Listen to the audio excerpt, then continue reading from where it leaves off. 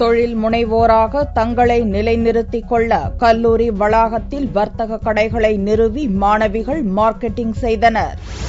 சென்னை எழும்பூர் எத்திராஜ் மகளிர் கல்லூரியில் business studies படிக்கும் மாணவிகள் செவ்வாயன்று கல்லூரி வளாகத்தில் வர்த்தக கடைகளை நடத்தினர்.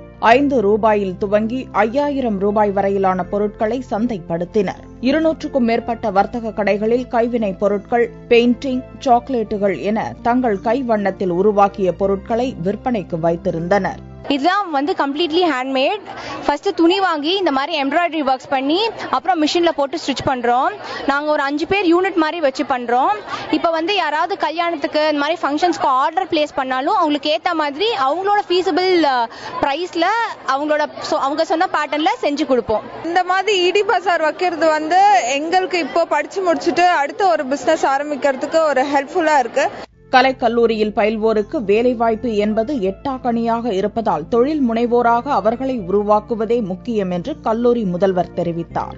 டிகிரி எங்கள்கிட்ட முடிச்சுட்டு போன உடனே they can set up their own shops, they can be their own entrepreneurs.